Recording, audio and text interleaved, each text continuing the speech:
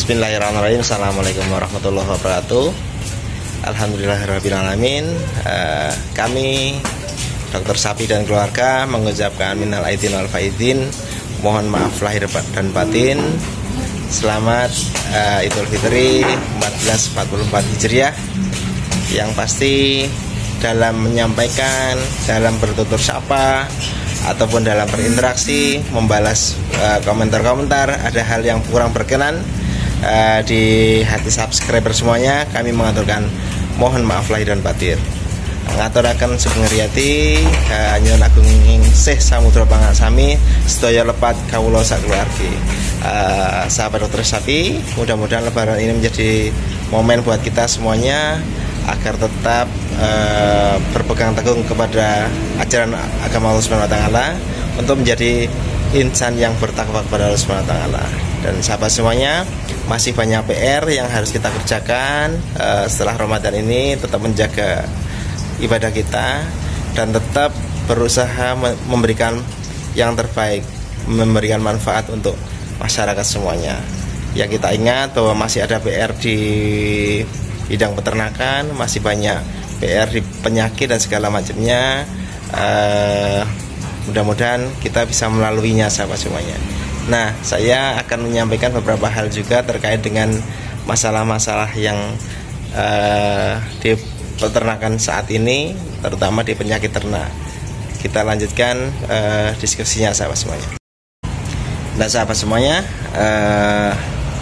kita setelah lebaran ini akan mempersiapkan beberapa agenda-agenda, terutama yaitu untuk mempersiapkan lebaran haji sahabat semuanya. Dimana lebaran haji kemarin peternakan Indonesia terluluhlantahkan oleh PMK sahabat. Banyak kondisi-kondisi yang tidak mengenakan, kerugian diderita banyak peternak dan juga banyak pengusaha hewan kurban, sehingga kondisinya sangat parah. Memang ketika kita ingat PMK itu terjadi pada saat H+3 atau 4 hari setelah lebaran, sehingga benar-benar memukul menjadi tsunami yang cukup besar untuk peternakan. Imbasnya apa? Banyak yang rugi karena kematian, banyak yang rugi karena memang sapinya pincang, sapinya susut dan potong paksa dan segala macamnya. Nah, harusnya tahun ini akan kita evaluasi lagi. Saya mendampingi juga beberapa peternak dan juga pengusaha di penyediaan hewan kurban, yang mana kita lakukan vaksinasi untuk PMK ini. Jadi kita lakukan vaksinasi, sapi begitu datang, kita lihat memang walaupun sudah sebagian tervaksin di sana, maka kita lakukan vaksinasi ulang. Kita vaksinasi ulang. Kalaupun itu vaksinasi ulang, kita anggap sebagai booster, kan seperti itu. Dan tidak ada efek negatifnya. Nah, apalagi kalau memang sapi-sapi di daerah yang kita ambil adalah sapi-sapi belum tervaksin, maka begitu sampai kandang kita lakukan vaksinasi semuanya. Nah gitu. Dan yang pasti kandang kita bersihkan, kita disinfeksi total, kita pastikan bahwa virus itu sudah tidak ada. Kalaupun di kandang itu masih ada virus atau penyakit, sapi-sapi yang sudah tervaksin ini biasanya gejala klinisnya ringan, tidak begitu berat. Tapi resiko, tetap itu resiko. Terjadi penyusutan dulu dan segala macamnya. Ini yang berbahaya. Maka kalau memang di kandang masih ada sapi yang beresiko, sapi yang masih ada gejala klinis PMK contohnya, kalau sebisa mungkin kita keluarkan dari kandang, kita semprot dan segala macam. Karena vaksinasi tidak mungkin hari ini kita vaksin dan langsung menghasilkan antibodi, dia butuh waktu. Sementara kalau virus masuk, maka yang duluan menimbulkan gejala klinis adalah virusnya.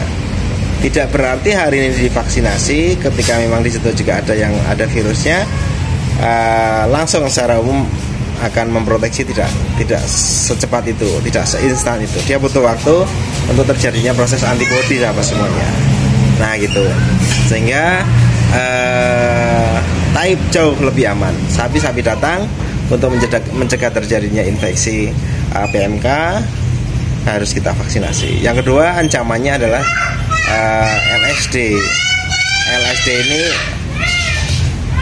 LSD ini juga cukup mengkhawatirkan karena pada kondisi-kondisi parah, bentol-bentol di seluruh tubuh disertai dengan abses ini juga bisa masuk ke tembus ke daging, sehingga programnya juga salah satunya adalah vaksinasi. Kalau memang vaksinnya tersedia komplit, jika vaksinasi LSD tersedia, maka kita berikan lakukan vaksinasi, itu seperti itu. Kemudian atau kalau belum tersedia secara umum, lakukan penanganan gejala dini, pencegahan dini, yaitu salah satunya ketika yang sudah ada awal gejala langsung kita lakukan pemberian ivermectin contohnya, maka segera terkendali. Kebersihan kandang menjadi hal yang mutlak. Pastikan kandang kering, bersih dan nyaman, lalat terkendali, nyamuk juga terkendali, sahabat semuanya. Nah, kemudian pakan minum juga menjadi faktor yang paling utama dalam membentuk daya tahan tubuh. Itu penting ya, gitu. Jangan mengandalkan disuntik, tapi daya tahan tubuh utama adalah dari pakan dan minum yang cukup, sahabat semuanya. Nah, itu. Nah, kita harapkan dengan tervaksin PMK, tervaksin LSD, dilakukan pencegahan, kemudian pengendalian penyakit secara dini, secara cepat, ketika ada gejala langsung ditangani, itu insya Allah akan segera terkendali. Nah, mudah-mudahan pengalaman kemarin menjadi pengalaman yang pahit, sekaligus pengalaman kita untuk bisa memperbaiki di tahun ini. Jangan sampai PMK-nya terulang lagi, jangan sampai LSD-nya muncul, kan seperti itu, sahabat semuanya. Karena ingat, LSD yang agak parah, bekas-bekasnya akan terlihat banget. Barangkali nanti calon sohibul kurbannya akan melihat itu sebagai sebuah cacat fisik, kan seperti itu. Nah, ini walaupun mungkin bisa setelah masa penyembuhan kita bisa lakukan treatment lagi ivermectin ataupun vitamin ADE supaya bekas-bekas dari lesi-lesi di LSD ini bisa menghilang dari kulit, sehingga kulitnya halus kembali, sahabat semuanya. Nah, mungkin itu trik-triknya. Mudah-mudahan semua selamat. Walaupun di sisi lain juga di kambing ada hal-hal yang perlu kita bahas lebih lanjut kapan-kapan, terkait beberapa penyakit-penyakit yang memang agak mengerikan di kambing ataupun di domba. Nah, sahabat, begitu saja. Tetap produktif di momen Lebaran, tetap produktif. Kita lanjutkan pekerjaan kita lanjutkan tugas kita masing-masing. Selamat berlebaran bersama keluarga. Kemudian yang sudah bertugas mulai bertugas, selamat bertugas kembali. Mudah-mudahan semuanya diberikan kelancaran, diberikan keberkahan, keselamatan, dan kesuksesan fid dunya wal akhirah. Sekian, assalamualaikum warahmatullahi wabarakatuh.